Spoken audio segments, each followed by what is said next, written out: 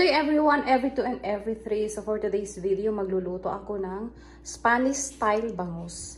Yan yung ating bangus. Dalawang bangus ang ginamit ko. Nalinis na yan at na-brine na rin. Meron tayong olive oil, may carrots, may green olives, may 1½ tablespoon na asin.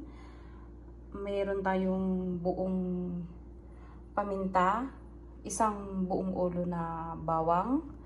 Yan yung ating dahon ng laurel. At meron tayong green na sili. Ilan ba yan? 5. So, hindi naman yan maanghang talaga.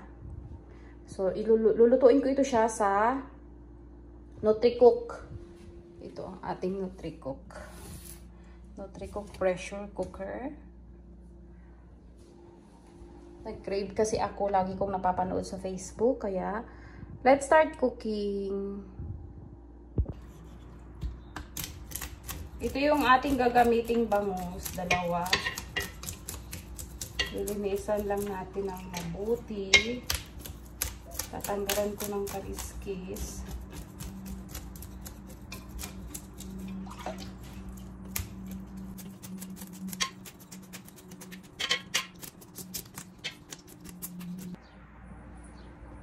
Then, linisan na natin.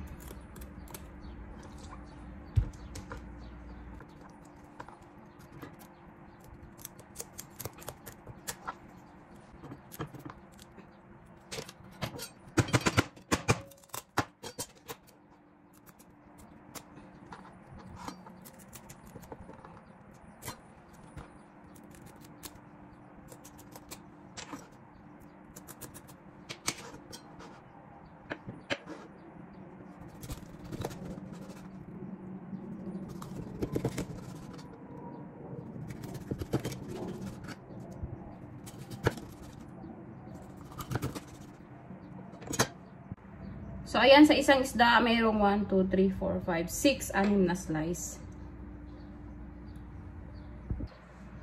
So, naglagay lang ako ng malinis na tubig sa ating bowl.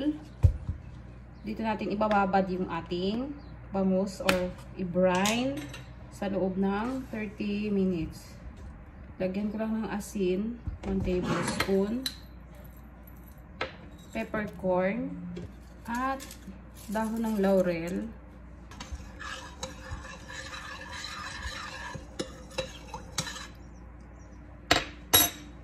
Then, dito ko ibababad yung ating bangus.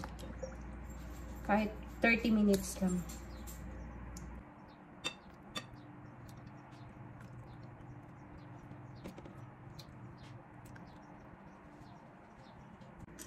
So, habang nakababad yung ating bangus, ipiprepare ko lang yung carrots na gagamitin.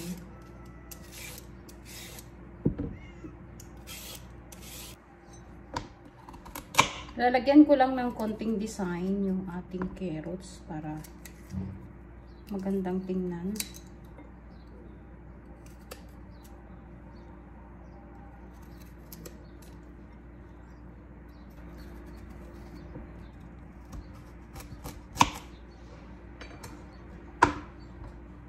Slice lang siya ng medyo makapal.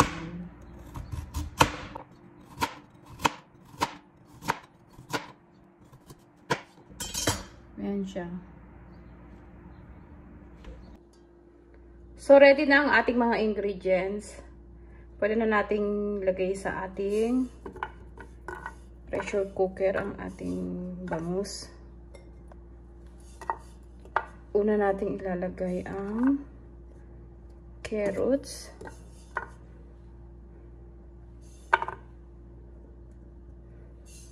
Para hindi masunog yung ilalim ng ating bangus.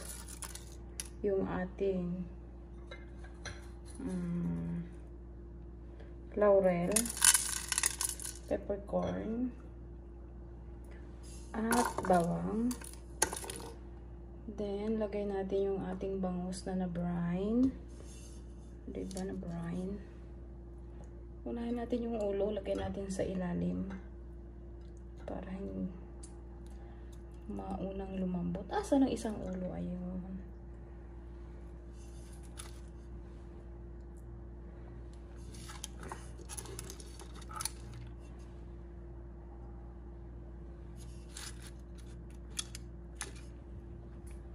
Mahirap mag-arrange. Kasi hawak ko rin yung cellphone. Paano ba? Yan na yung una. Then, lagay tayo ng green olives.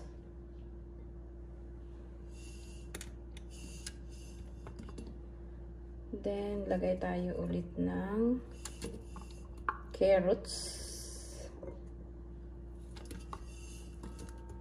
Then, dahon ng laurel.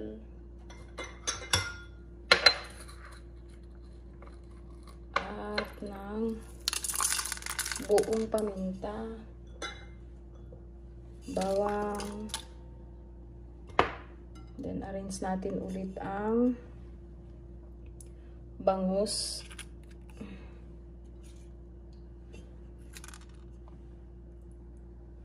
Mataba yung bangus na nabili ni Katok, in fairness. Yan. Final na yan siya. Then, lagay natin yung natitirang mga carrots and everything. Lagay na natin sa mga gilid-gilid, sa gitna.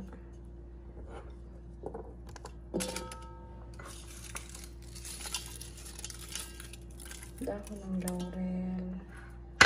Maliliit lang naman yung dahon ng laurel ko. At yung peppercorns. At yung bawang. Lagyan natin lahat. At yung ating olives. Sa olives naman, lalagyan ko yung mga gitna-gitna. Para hindi siguro lumiit. Kasi ganun yung sa video na napanood ko.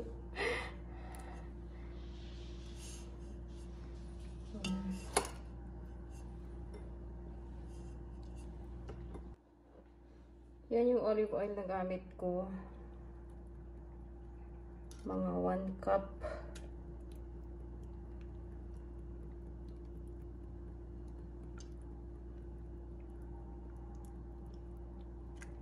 Ayan.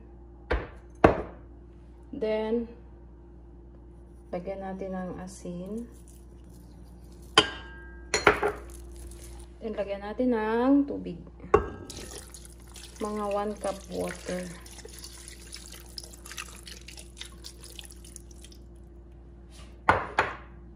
Then, lagyan natin yung sili sa pinaka ibabaw. Ganyan lang. Sakto lang na nalunod yung ating bangus. So, ayan na. Nilagay ko na siya sa ating Nutri-Cook. Dito ako sa labas nagluto sa swimming pool. Kasi, mga moy sa loob. Yan yung sa pinaka-ibabaw. Naglagay ako ng magic sarap. Then, close na natin. Yan. Then, set natin siya sa meat. Dagdagan natin ng mga 40 minutes. Kasi sa pressure cooker, or 35 pwede na. Alis dyan. Kasi sa pressure cooker na napanood ko is 1 hour. Try lang natin ng 3 hour. Ilagay natin ng 40. Then, start. Malalaman natin mamaya. Sana maging maganda ang kalabasan. First time ko magluto nito. So, ayan na after 40 minutes. Tanggalin natin ang hangin. So, ayan, wala ng hangin. Try natin open.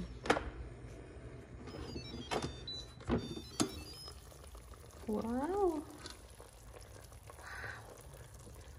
Ang ganda. OMG. Wow. For sure, makakain pati ang buto niyan. Ang bango. OMG. Ayan yung taba niya, oh. Kitang-kita ang taba. Sarap niyan. So, ayan. Lagyan na natin siya sa plato. Ayan. OMG, ang lambot. Oh, ang ganda. Ang lambot.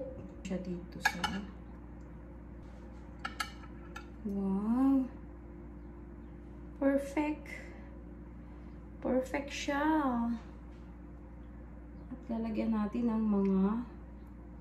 Hindi nga pala talaga siya madudurog kahit gaano katagal. Pero yung mga carrots niya ang lambot. Ayan. Ayan, may mga buo pa rin yung taba ng bangus. Super yummy. Malasa siya at mamantika siya. Pwede siguro ito ma-preserve. Parang sardinas, di ba? Na matagal masira. So, ayan na yung ating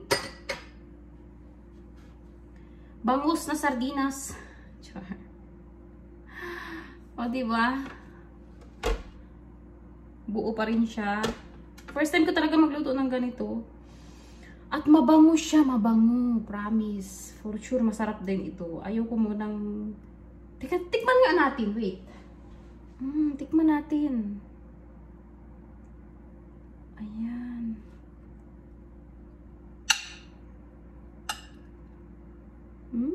Yummy. Mainit pa.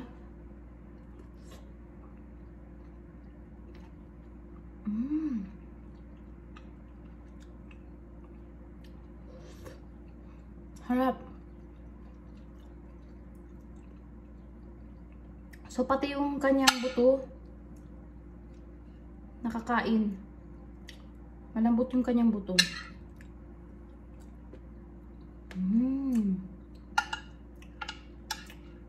Harap.